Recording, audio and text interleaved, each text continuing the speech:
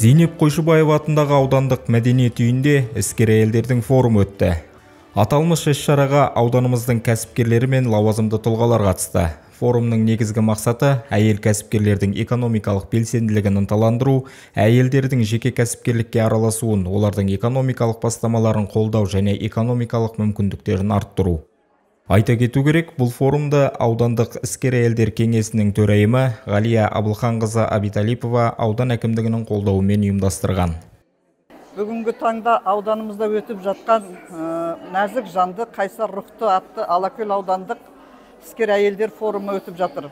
Оның мақсаты ауданымыздағы жас кәсіпкерлерді насихаттап, олардың бүгінгі таңда көрсетіп жатқан еңбектерімен таныстырып, соларды ынталандыру мақсатына, бір-бірімен тәжірибе алмасып, бір-бірімен танысуына, ауданымыздың көркеюіне өз үлестерін қосқанына ықпал ету үшін осы бүгінгі форумды ұйымдастырып отырмыз.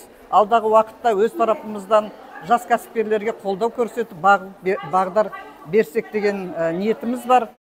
Іс-шара алдында мәдениет үйінің фойесінде іскер әйелдердің көрмесі қойылды. Жиналған жұрттың көзін тартқан бұл көрмеде тәтті тамақ пісіру, мейрамхана ісі, аспаздық, көрпе тігу, киім тігу секілді кәсіпті меңгерген нәзік жандылардың өнімі көрсетілді.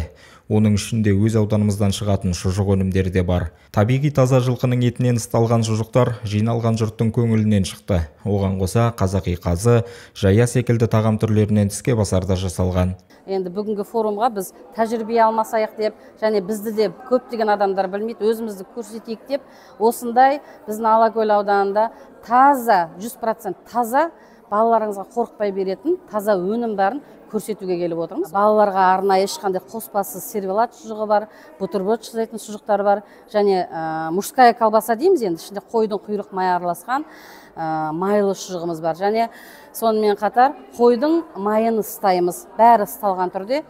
Қонақтар көрмені аралаған соң шараның ресми бөлігі, яғни форумға көшті. Статистикаға сүйенсек, еліміздегі шағын және орта кәсіпкерлік нысандарының 40%-дан астамын нәзік жандылар басқарады. Ал жалпы жұмыс істейтін әйелдер үлесі бойынша Қазақстан әлемде алдыңғы орындар қатарында. Яғни еліміздегі еңбек күшінің едәуір бөлігі арулардың еншісінде деген сөз. Ашылу салтанатының алғы сөзі Алакөл ауданы әкімінің орынбасары Мәулен Төлеубекұлы Төлеужановқа берілді. Ол өзі кезегінде форумның ашылу салтанатымен құттықтап, іскер әйелдердің қоғамдағы рөлі жайлы сөз қозғады. Сондай-ақ ауданымыздың шағын және орта кәсіпкерлік саласын дамытып, әлеуметтік экономикасының дамуына қосқан үлесі үшін кәсіпкер әйелдерге аудан әкімінің алғыс хатын табыстады.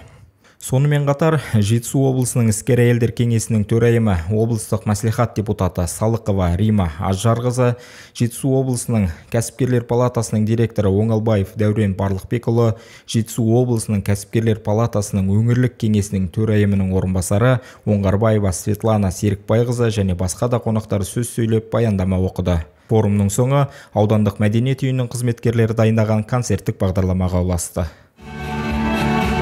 Абзал Сүлеймен, Нұрбақыт Меңдібайұлы, Алакөл жаңалықтары.